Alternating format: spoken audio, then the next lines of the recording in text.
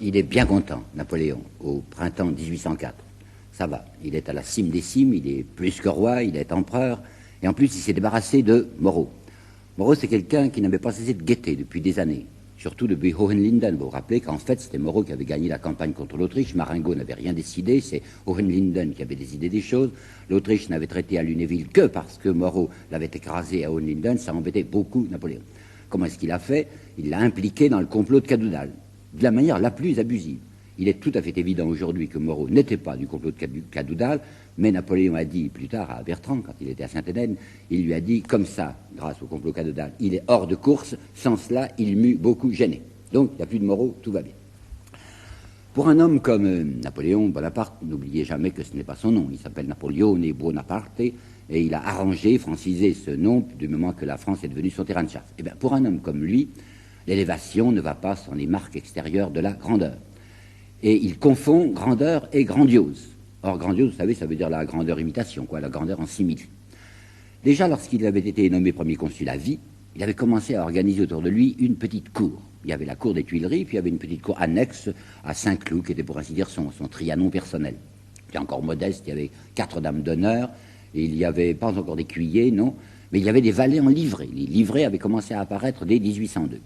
Mais maintenant que le ménage du caïd et de la demi-mondaine est devenu leur majesté, il est indispensable de mettre les choses sur un autre pied.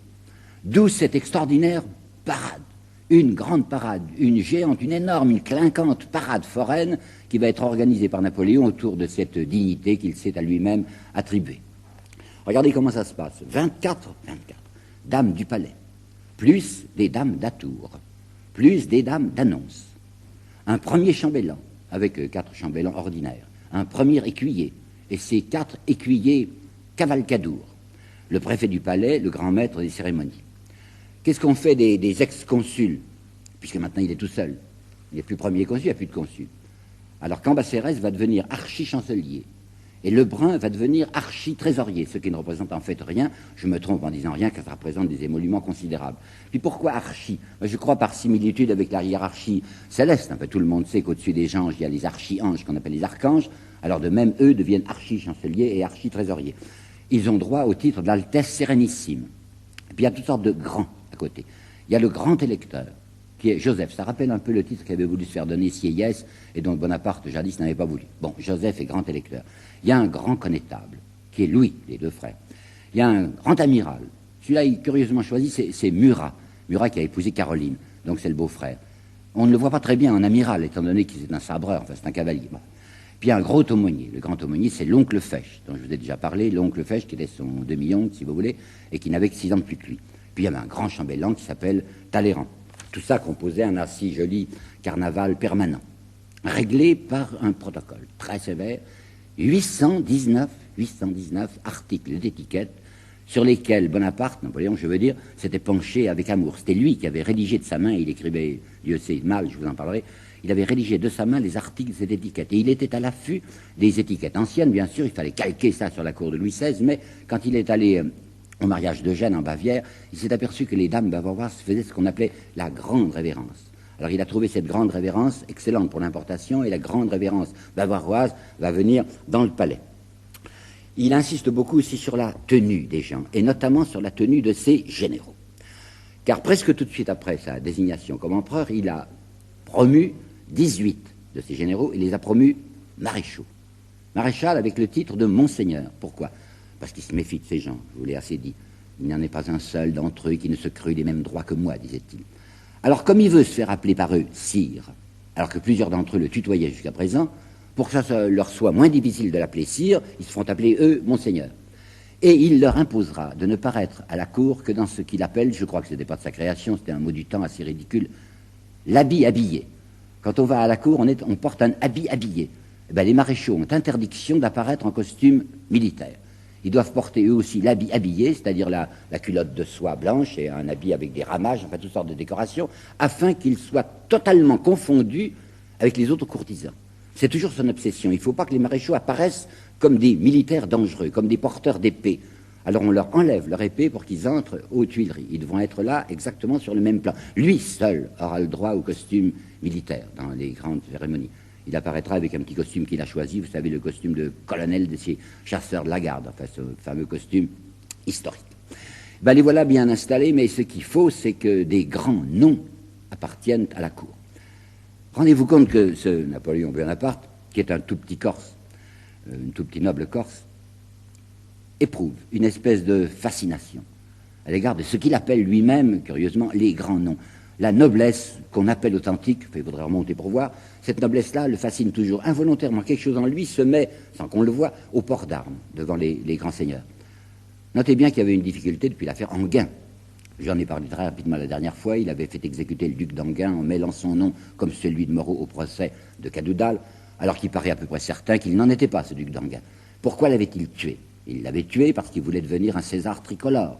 Parce qu'en tuant un personnage de la famille de Bourbon, il rassurait les gens qui se disaient « mais c'est la monarchie qui est rétablie, attention, c'est peut-être quelque chose comme le régime des Bourbons. Par conséquent, les acquéreurs de biens nationaux vont se trouver menacés. » Pas du tout. Moi, Napoléon, je tue un Bourbon, par conséquent, soyez tranquilles, jamais il y aura de rétablissement de la monarchie. Mais alors, les grands noms, justement, les grandes familles, qui étaient presque tous des royalistes ralliés, pouvaient prendre ça horriblement mal. Vous comprenez que Bonaparte ait tué un certain nombre de républicains, qu'il ait fait fusiller des femmes comme à Caen, ça n'a aucune importance, c'est des petites gens. Mais toucher un Bourbon, c'est épouvantable. Aujourd'hui encore, il y a des historiens de bonne compagnie, vous savez, ceux qui sont bien, enfin les bien-pensants, qui disent que sur ce règne admirable de Napoléon, il y a tout de même une tache de sang. Enfin, c'est la tache Bourbon. Ça, c'est une tache ineffaçable. Et lui-même, il y pensera encore, il se défendra encore quand il sera à Sainte-Hélène d'avoir osé toucher un Bourbon. Enfin, ça faisait partie du plan. Et bien, qu'il se rassure. Et du reste, il était rassuré d'avance. Il se doutait bien que ce n'était pas ça qui allait empêcher les ralliements de royalistes. Du moment qu'il établissait une cour avec des préséances, une cour avec des fauteuils et des tabourets, vous savez, une cour aussi avec des émoluments attachés au grade et de beaux émoluments. Ben, il est tout à fait certain que les grands nobles allaient venir. C'est drôle de voir par exemple comme Madame de Staël a réagi là-dessus. Madame de Staël racontera plus tard, dans ses 10 ans d'exil, elle était à Berlin lorsqu'elle a appris l'épouvantable assassinat du duc d'Enghien. Ça lui a coupé le souffle, enfin elle est devenue hystérique de souffrance. Non, c'est pas vrai du tout, c'est ce qu'elle a raconté plus tard. Nous possédons maintenant les lettres qu'elle écrivait à Joseph le frère. Depuis des années, elle desséchait de rentrer en grâce auprès de Napoléon. Napoléon ne voulait pas d'elle, il l'a trouvé insupportable. Alors quand elle apprend que Napoléon a fait tuer le duc d'Enghien, elle écrit une lettre extrêmement séductrice à Joseph et dit « Puisque l'empereur maintenant vient de se couper brutalement avec la droite, ben, il devrait se rapprocher des gens un peu libéraux comme moi. Grâce au sang du duc d'Enghien, elle essaye une glissade sur la flaque de sang dans la direction de Bonaparte. Ça ne réussira pas. » Il y en avait un qui a pris la chose au tragique, c'était Chateaubriand. Chateaubriand, dont le royalisme était pourtant de fraîche date, il l'avait appris auprès d'une de ses maîtresses, Madame de Custine. Mais comme il était insatisfait de la situation qu'on lui donnait, vous savez qu'on avait voulu l'envoyer dans cette république de marmotte, comme il disait, qui s'appelait le Valais, il a démissionné. Il a dit qu'il avait jeté sa démission à la face du tyran, c'est pas exactement comme ça qu'il a fait, mais il a tout de même démissionné. C'est écrivant à Talleyrand, disant du reste que la santé de Madame de Chateaubriand ne lui permettait pas d'affronter un climat aussi pénible, aussi cruel que celui du Valais, mais il s'était imaginé qu'il allait être suivi d'un très grand nombre de royalistes qui allaient refuser de servir dorénavant un usurpateur couvert du sang royal. Il est tout seul, le malheureux Chateaubriand. Personne ne le suit. Et alors il écrira dans ses mémoires une phrase pleine d'amertume à ce propos. Il disait « Les personnes tombées », et il entend par tomber celles qui se ralliaient, qui quittaient le royalisme pour venir faire la cour à Bonaparte. Les personnes tombées prétendaient avoir été forcés. Et on ne forçait, paraît-il, que ceux qui avaient un grand nom et une grande importance. Si bien que chacun, pour prouver son importance et ses quartiers, obtenait d'être forcé à force de sollicitation. C'est drôle, en effet, de voir les noms que Bonaparte s'annexe comme ça. Vraiment de très grands noms. Pensez la duchesse de La Rochefoucauld, c'est presque aussi bien qu'une Montmorency. La duchesse de La Rochefoucauld est maintenant une grande personne de la cour. Il y a mesdames de Bouillé, de Ségur, de Chevreuse, de Mortemart. Comme chambellan, vous avez messieurs de Beaumont, Galard de Béarn, Hector de la Feuillade, enfin tout ce qui se fait de mieux. Vous avez le comte d'Audenarde, qui est un écuyer cavalcadour, et puis un Rohan, Monseigneur Ferdinand de Rohan, qui est archevêque de Cambrai, comme Fénelon, hélas, va solliciter le poste de premier aumônier. Napoléon apprécie, d'une part, ça il faut le reconnaître, il apprécie ces virtuoses de la courbette, enfin ces gens savent y faire. Puis d'autre part, il a une double idée, une idée politique, il va les tenir à sa botte, ces royalistes, et d'autre part, une idée personnelle, la satisfaction de parvenu, vous savez, du petit bonhomme qui tout à coup se voit adulé par ces grands personnages. D'autre part, il va être très gentil avec les émigrés. Je ne vous ai pas encore cité une phrase amusante de monsieur, amusante, involontairement amusante, de M. Madelin à propos des émigrés, qui disait qu'il y avait 100 000 Français qui avaient émigré en 1800. C'était un dommage mortel, entre guillemets, hein, un dommage mortel pour la France que ces émigrés ne fussent pas là. Dommage mortel parce que qu'est-ce que c'est que les émigrés? C'était des châtelains. Un dommage mortel parce que si le châtelain est absent, les structures sociales sont en décomposition. Bonaparte le savait très bien, il avait besoin en effet de structures sociales extrêmement dures, et il va faire revenir un par un ces châtelains. Je vous ai dit déjà qu'on a essayé de les indemniser du côté de Saint-Domingue, ça n'a pas marché parce que l'expédition a avorté. Savez-vous comment on va les indemniser? Car à presque tous, on va rendre ce qu'ils ont perdu par les nationalisations de la Révolution. Eh bien, au moyen des forêts domaniales. C'est-à-dire les forêts de l'État, on fera des coupes et on versera le prix des coupes à ces indemnités, sous forme d'indemnités à ces émigrés pour qu'ils ne se trouvent pas plus mal qu'avant. Une idée qu'il a eue tout de suite, Bonaparte, avant même le sénatus consul qui fait de lui un empereur, c'est de se faire sacrer par le pape. On le voit qu'il en parle dès le 10 mai à Caprara. Caprara, c'était ce légat, Paris, ce légat du pape qui plaisait à tout le monde parce que ses mœurs c'était facile, vous savez, comme dit le valet de chambre Constant. Le 10 mai, vous entendez, c'est le 10 mai au soir, alors que le sénatus consul de l'Empire sera du 18 mai, le 10 mai au soir, déjà, Caprara, dans sa correspondance diplomatique, écrit au souverain pontife en disant « Napoléon, qui va bientôt être empereur, désire être sacré par votre sainteté ». À quoi ça correspond, ça, dans sa pensée? Ah ben, des tas de raisons. D'abord, il veut que ça fasse super royal. Je vous ai déjà dit qu'il était roi plus que roi, puisqu'il est empereur, et qu'un empereur, enfin, ça a plus de majesté, plus de dignité encore qu'un roi. Et il ne veut pas se faire sacrer comme faisaient les rois, misérablement, enfin modestement, dans une cathédrale de province et par un archevêque subalterne. Lui, il faudra que ce soit à Paris. Et d'autre part, que ce soit par le pape. C'est-à-dire qu'il dépassera même Charlemagne, auquel il se réfère maintenant beaucoup. Charlemagne s'était tout de même déplacé, il est allé à Rome, non pas question.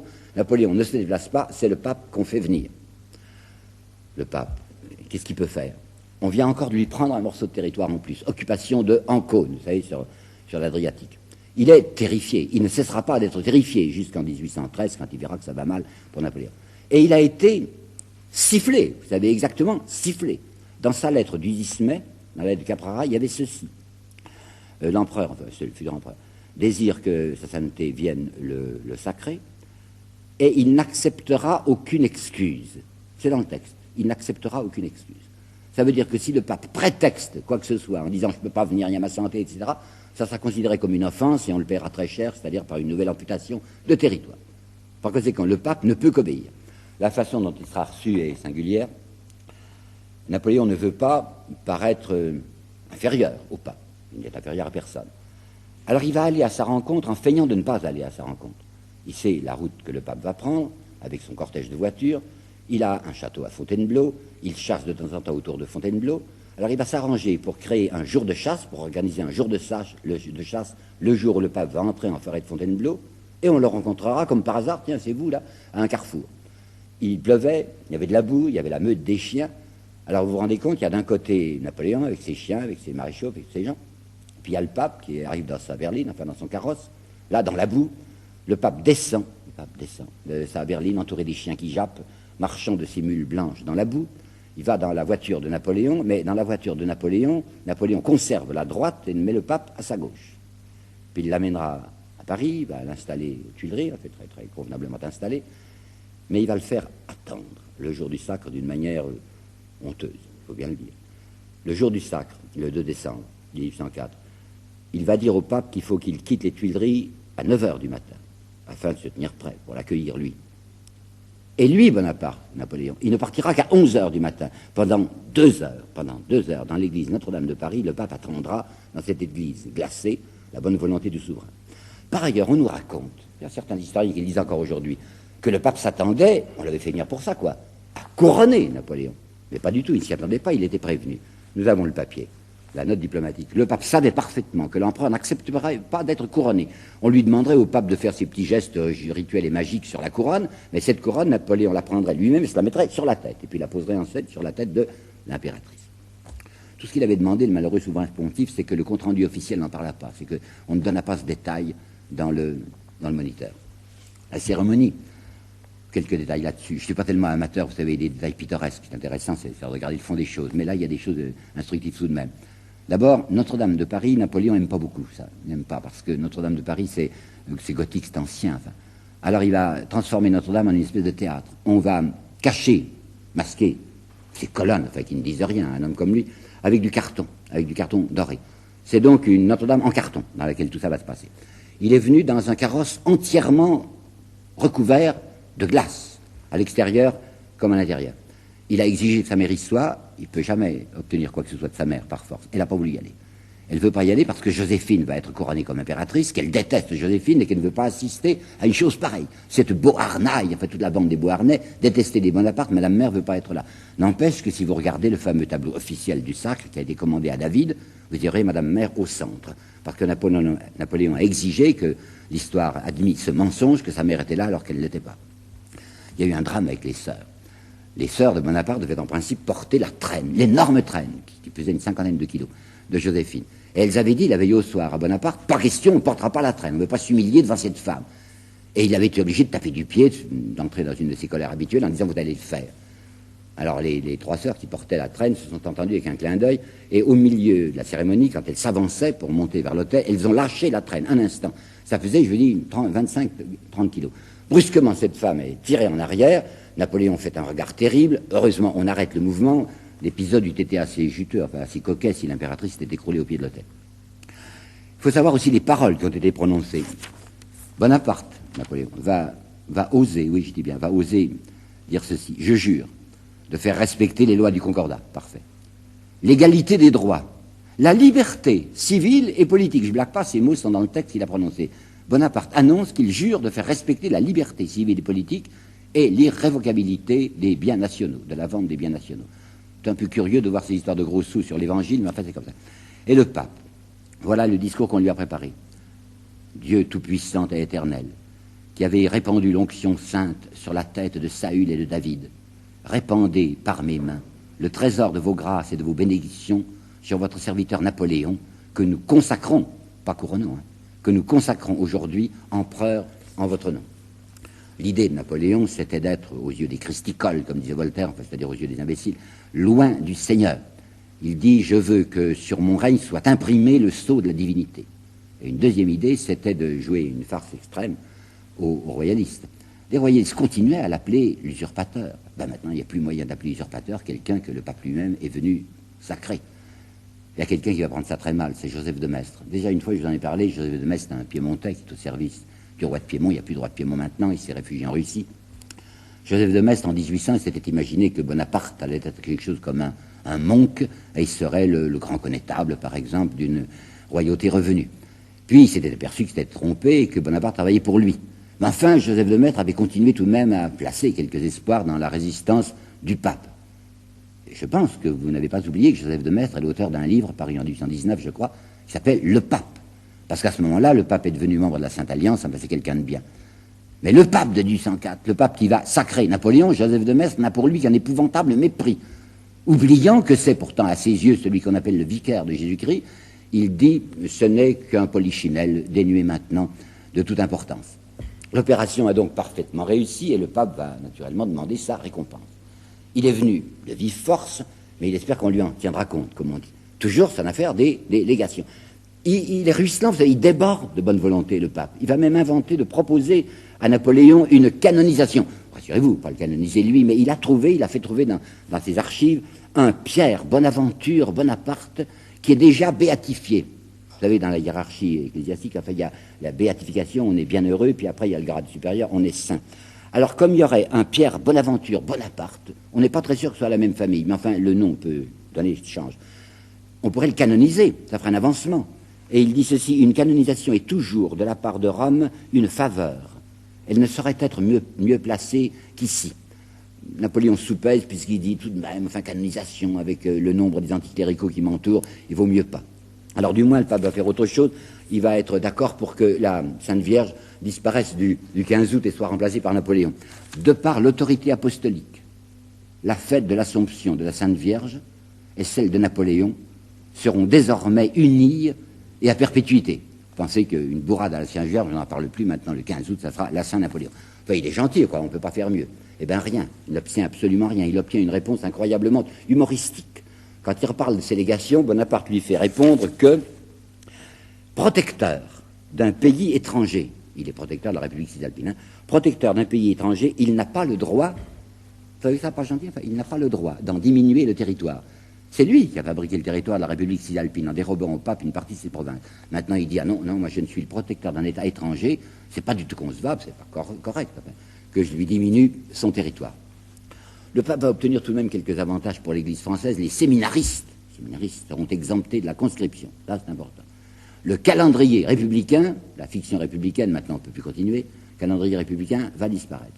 Enfin, dans le concordat, avec les curés titulaires, il y en avait 3000 en France, qui recevaient une petite indemnité de 1000 à 1500 francs par an. Et bien maintenant, pour être gentil, parce qu'il est généreux, Bonaparte accepte de payer même les desservants. 25 000 desservants d'un coup vont être payés. 500 francs. Ah, 500 francs par an, pas plus. J'ai dit que le sénateur, ça faisait du 30 000, le tribun, c'est du 15 000, l'évêque, c'est du 10 000, bah, le desservant, 500 par mois, il se débrouillera comme il pourra. Et puis il va faire tout de même, parce qu'il sait vivre, il va faire des cadeaux au pape et à l'entourage du pape. Le malheureux pape avait traîné 5 mois à Paris, 5 mois, là, à gémir, à tâcher d'obtenir quelque chose. Alors on va le congédier en lui faisant comprendre que c'est plus la peine qu'il reste, qu'on n'a rien d'autre à lui donner, mais des cadeaux. Alors voici les cadeaux. Pour le pape, personnellement, on va donner un autel plaqué or et des instruments de culte, on va les justifier, des objets du culte en or massif. Mais pour le chapitre, les chanoines, quoi, pour le chapitre Notre-Dame, c'est très particulier. Napoléon fait préparer un carton, simplement un carton, avec des faveurs sans doute.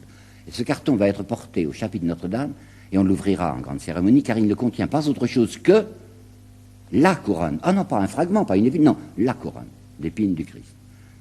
Un des rivets qui servait à enfoncer, à tenir la croix. Un morceau de la vraie croix et une petite fiole dans laquelle il y a du sang de notre Seigneur Jésus-Christ. Des reliques d'une telle valeur, on avait pensé qu'il les offrirait plutôt au pape. Mais il s'était dit que le pape devait être comme lui, c'est-à-dire préférer l'or, c'est pourquoi il lui avait donné de l'or massif. Sous la parade, maintenant, regardons un peu la réalité du régime. Ce régime dont M. Banville nous dit époque bénie, trop bref âge d'or, et dont M. Madelin déclare s'inaugurait à ce moment-là 15 ans d'un régime tonifiant pour la France. Régime tonifiant, écoutez Bonaparte qui en parle lui-même, c'est dans les fameuses notes dont je vous parlais, Napoléon sténographié, révélé par M. Marquiset en 1913. Je m'exclus de la première citation, elle est très vilaine, mais c'est comme ça qu'il parlait, alors on a sténographié. Les républicains, les opposants sont des gens à pisser dessus. On ne bouge pas chez moi parce qu'on ne peut pas bouger. Il écrira plus tard à Lascaz, pour gouverner vraiment, il faut être militaire. On ne gouverne qu'avec des bottes et des éperons. Il ne s'agit pas d'être aimé, dit-il encore, il s'agit d'être craint. Et il dira à son frère Louis, lorsqu'il aura fait de lui le roi de Hollande, vous gouvernez comme un capucin. Un roi dont on dit, c'est un brave homme, c'est un homme perdu. La presse, vous savez déjà ce qu'il en a fait, les journaux étaient passés de 12 à 7, et maintenant, voilà ce qu'il va déclarer à Fouché, le 18 avril 1805. Faites comprendre aux rédacteurs du journal des débats et du Publiciste que le temps n'est pas éloigné où m'apercevant qu'ils ne me sont pas utiles, je les supprimerai, eux et tous les autres. Il n'y a plus place en France pour qu'un seul parti, le mien. Je ne souffrirai jamais que mes journaux disent autre chose que ce qui sert mes intérêts. Il va même plus loin, l'imprimer, tout imprimé qui n'est pas un imprimé officiel, lui paraît scandaleux. Et voici les paroles qu'il a prononcées très exactement le 26 mars 1806. Une chose imprimée, sans mon ordre, par le seul fait qu'elle est imprimée, constitue un appel à l'opinion, et par conséquent une indiscipline. Nous avons donc, dans le régime tonifiant, un pays gouverné à la cravache par un caporal impitoyable. L'année 1804, l'année de l'Empire, est aussi celle du Code civil. Il y a là une très jolie histoire sur le Code civil que M. Madelin s'empresse de le rapporter, à savoir que Bonaparte a stupéfié les gens qui l'entouraient, les rédacteurs du Code civil qui travaillaient sous sa direction au Conseil d'État, stupéfiés par ses connaissances. Il paraît, je vais vous lire ça, c'est du Madelin, à Aussonne, quand il était lieutenant à Aussonne en 1789, il avait été aux arrêts pour 24 heures. Là, il avait lu le digeste de Justinien, je cite, 15 ans après, discutant sur le Code civil au Conseil d'État, il laissera ses légistes stupéfiés et éblouis, en citant devant eux, de mémoire, des pages entières de ce digeste qu'il n'avait pas ouvert depuis Auxonne. Enfin, soyons sérieux. Bonaparte, en réalité, ne s'est pas beaucoup occupé du Code civil. Il le fera appeler plus tard le Code Napoléon. Ça avait commencé, le travail avait commencé dès la Constituante. C'était poursuivi sous la législative, sous la Convention, sous le Directoire. C'est pas lui qui a rien rédigé, vous pensez bien. C'était quand Cambacérès, c'était 3 autres encore, dont les noms m'échappent maintenant, mais c'est sans importance. Et lui n'a pas assisté à beaucoup de discussions sur le Code civil. Il y en a 3 qui l'intéressaient. C'était les questions de propriété, question de divorce, parce qu'il y songeait, et question d'adoption, parce qu'il y songeait aussi, n'ayant toujours pas d'enfant. Qu'est-ce que c'est que le Code civil, en réalité? Le Code civil de Bonaparte, c'est un instrument pour transformer la propriété en un sacrement. C'est le but du Code civil. Robespierre était quelqu'un qui avait fait un attentat à la propriété. En mai 93, Robespierre avait dit « Vous dites que la propriété est sacrée, quelle qu'elle soit. Or, je vous demande, interrogez un négrier, demandez-lui quelle est ma propriété, quelle est votre propriété. Le négrier va vous montrer une espèce de cercueil flottant, disait Robespierre, où il y a des hommes, des femmes, des gosses à la peau noire. Et il va vous dire, c'est ma propriété. Eh bien non, disait Robespierre, ce n'est pas sa propriété. Il y a des limites à la propriété. Bonaparte, avec son Code civil, ne veut plus, vous m'entendez, ne veut plus aucune limite à la propriété. Le Code civil, c'est les articles du dogme pour rassurer d'une manière permanente les propriétaires. Outil est abouti. Le droit d'user et d'abuser de la propriété. Et puis dans le Code civil même, il va mettre des articles extrêmement durs contre les ouvriers pour les tenir de plus en plus à sa merci. Il est de plus en plus gentil aussi en même temps à l'égard de la Banque de France, qui lui fait pourtant un tour épouvantable avec l'affaire des négociants réunis que je n'ai pas le temps de vous raconter. Négociants réunis où il s'est produit ceci, que ces négociants réunis d'accord avec la Banque de France, il y avait là Després, qui était à la fois un membre du conseil d'administration des négociants réunis et qui était régent de la Banque de France. Després s'était, paraît-il, avec les négociants réunis, substitué à l'Espagne pour payer les 6 millions par mois. Et il était arrivé à réaliser ce coup fumant d'emprunter à l'État, grâce au trésorier Marbois, d'emprunter à l'État les sommes qu'il lui devait au titre de l'Espagne. 105 millions avaient été inventés par la Banque de France. Peu importe, dit Bonaparte, on va couvrir ça, il ne faut absolument pas qu'il y ait de tumulte. Des gens en avaient entendu parler, si bien qu'on demandait le remboursement des billets à la Banque de France, et lui déclare expressément, il faut que l'État, que le Trésor soutienne la Banque de France à tout prix, j'annulerai même, je stopperai même la solde de mes soldats. On peut dire qu'il savait vivre à l'égard de l'argent. Alors, c'est ainsi qu'il gouverne la France. Il la gouverne comme quelqu'un qui est à la tête d'un pays qui doit lui rapporter. Il n'est pas méchant pour la France, Dieu sait, c'est ce qu'il nourrit. Et il a une phrase, à Roederer, que je tiens à vous dire en terminant. Cette phrase, la voici. La France, je couche avec elle. Elle fait ce que je lui demande de faire, et elle paie. Les hommes qui font ce métier à l'égard des femmes, je crois qu'ils portent un certain nom, mais je vous laisse le soin de l'articuler.